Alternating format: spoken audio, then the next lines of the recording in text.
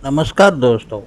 आज बऱ्याच दिवसातून मी आपल्यासमोर एक व्हिडिओ अपलोड करत आहे आणि हा व्हिडिओ आहे सोलो सायकलिंग. आणि ही सोलो सायकलिंग मी कोणत्या रूटवर केली या व्हिडिओत आपल्याला एका तीर्थस्थानाचे मी आज या सोलो सायकलिंग राईडच्या द्वारे घडवणार आहे. तरी हा व्हिडिओ आपण शेवटपर्यंत स्किप न करता बघा. आवडला असेल तर कमेंट्स, लाईक आणि सबस्क्राईब नक्की करा.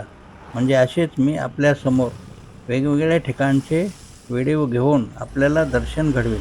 मित्रहो, आज मी सायकलिंग करत आहे. ज्ञानेश्वर माऊलीच्या गावी म्हणजेच आळंदी या ठिकाणाकडे जात आहे.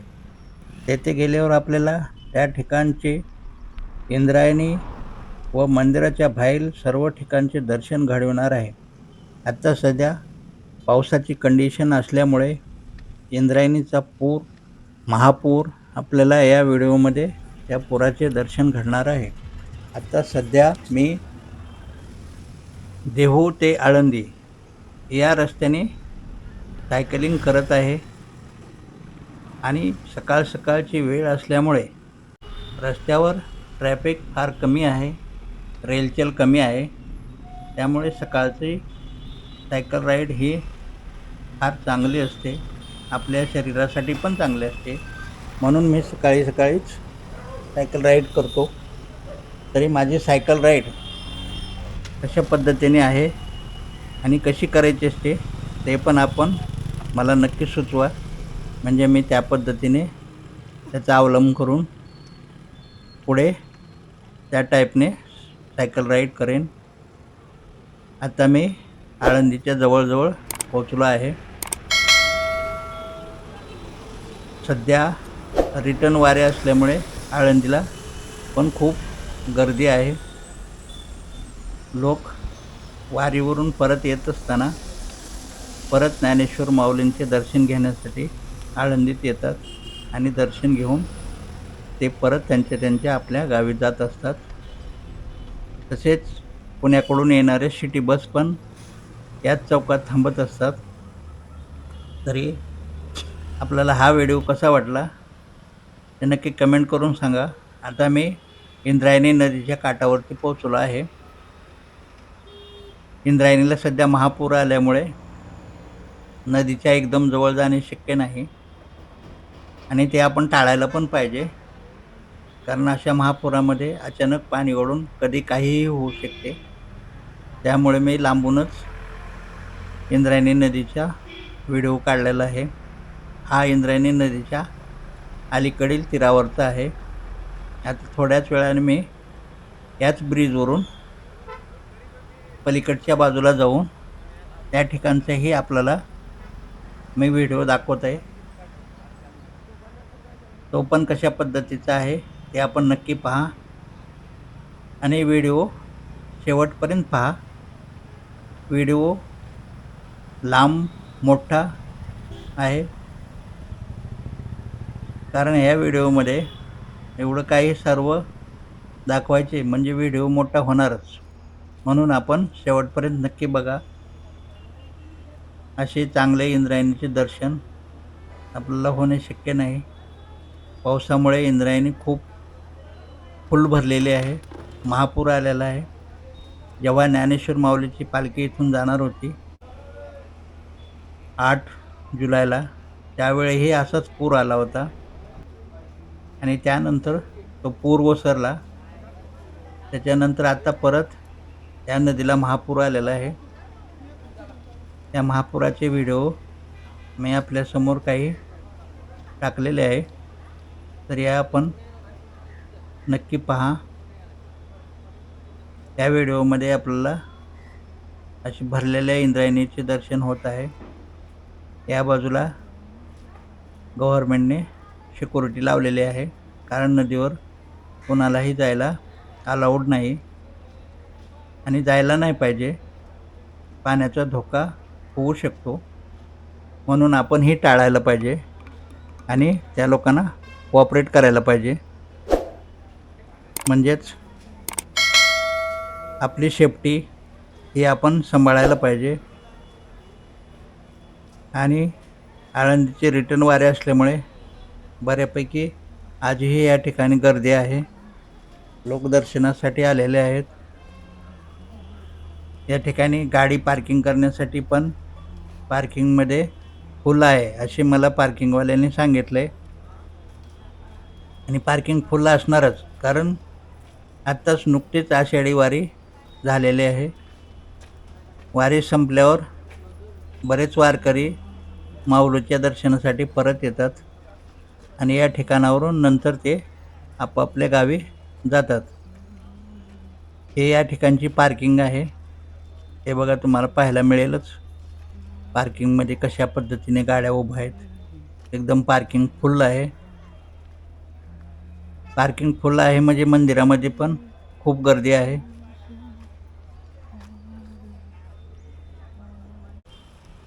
लोक भावभक्तीने येतात, ज्ञानेश्वर माऊलींचे दर्शन घेतात आणि परत आपल्या गावचा परतीचा प्रवास करतात. पार्किंगमध्ये पार्क करायला जागा नसल्यामुळे वाहने रस्त्यावर उभा केलेले आहेत. आता मी परत याच ब्रिजवरून वापस मी माझ्या घराकडे निघालो आहे. हा रस्ता सरळ पाहिलं तर हा पुण्याकडे जातो आणि मध्यंतरीच या रस्त्याने मोशीकडे जायला लागते. तो रस्ता म्हणजे आळंदी ते देहू हा असा आहे. आता मी या इंद्रायणी नदीचा ब्रिज पार करून थोड्याच वेळाने समोरील रस्त्यावर जात आहे. आता ही परत रस्त्यातच गजानन महाराजांचे मठ आहे. या मठाचा पण मी एक व्हिडिओ घेतला आहे. हे सगळं दृश्य मठाच्या बाहेरील आहे. मठ एकदम सुंदर आणि छान आहे. आतमध्ये पण फार छान आहे. यापूर्वी मी एकदा आतमध्ये या मंदिरामध्ये गजानन महाराजांचे दर्शन घेऊन आलो आहे. एकदम शांत वातावरण असते या मंदिराचे. या मंदिरामध्ये गजानन महाराजांची मूर्ती ज्या ठिकाणी स्थापन आहे त्या ठिकाणी गेल्यानंतर असे वाटते की इथेच बसून राहावे अशा पद्धतीचे हे मंदिर आहे, मठ आहे. इथं सर्व काही व्यवस्था आहे. तरी आपण हे मंदिराला व्हिजिट करू शकता, गजानन महाराजांचे दर्शन घेऊ शकता. त्यानंतर मी देहूकडे सायकलिंग करत निघालो. अशा पद्धतीचा हा रस्ता सकाळी दिसत आहे. सकाळ असल्यामुळे रेलचेल थोडी कमी आहे. अशा पद्धतीने हा रस्ता आहे. पावसाळ्याचे दिवस असल्यामुळे पण ट्रॅफिक कमी असेल असे मला वाटते. आणि अशी सायकलिंग करत करत मी बरेच लांब आलो.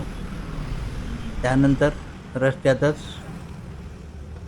माझ्या सायकलीला लावलेल्या कॅमेऱ्यामध्ये एक अचानक गुरुकुलचा व्हिडिओ आलेला आहे. हे गुरुकुल पण रस्त्यात देहूकडे जाताना डाव्या बाजूला आहे. ते आपल्याला या व्हिडिओत पुढे पाहायला मिळेल. तरी आपल्याला ते पण कसे वाटले हे कमेंट्स करून नक्की सांगा. आपण आळंदी ते देहूकडे जाताना हे आपल्याला नक्की पाहायला मिळेल. रस्त्यातच आहे. मला पण ते छान दिसले. त्याचे कन्स्ट्रक्शन वगैरे मस्त आहे. एकदम अशा पद्धतीचे आहे. कारण हा व्हिडिओ चलत आल्यामुळे एकदम क्लिअर असं त्यावरती काय लिहिलं आहे हे आपल्याला पाहता येत नाही. अशा पद्धतीचे हे गुरुकुल या रस्त्यात आहे असे मला या व्हिडिओमध्ये दिसले. तरी आपल्याला पण हे कसे वाटले ते कमेंट्स करून नक्की सांगा. आता मी मोशीजवळ पोहोचत आहे. या गुरुकुलपासून मोशी थोड्याच अंतरावरती आहे. जास्तीत जास्त 1 ते 1.5 किलोमीटर असे अंतर आहे. आणि या रस्त्याच्या पुढे म्हणजेच मोशीमधून चाकणकडे जाणारा रस्ता आहे. हा पुणे ते नाशिक असा रस्ता आळंदीकडून देहूकडे जाताना आपला रस्त्यात लागतो. या रस्त्यावरती ट्रॅफिक एकदम जाम असते, म्हणून हा रस्ता एकदम सावधान होऊन ओलांडायला पाहिजे. हे अशा पद्धतीचं ट्रॅफिक आहे. इथे नक्कीच आपण थांबायला पाहिजे. अशा गर्दीत रस्ता क्रॉस करणे धोक्याचे आहे, म्हणून मी या ठिकाणी जरा थांबलो आणि या सिग्नलचा पण व्हिडिओ घेतला. तर अशा पद्धतीने या सिग्नलला ट्रॅफिक एकदम जाम होत असते. तसेच मी किती आणि कोणत्या पद्धतीने सायकल राईड केली या व्हिडिओच्या शेवटी एक सायकलचा चार्ट मी टाकलेला आहे. तरी आपणही अशा पद्धतीने सायकल करत जा. आपले शरीर एकदम फिट ठेवण्याचा प्रयत्न करा. निरोगी राहा. नमस्कार.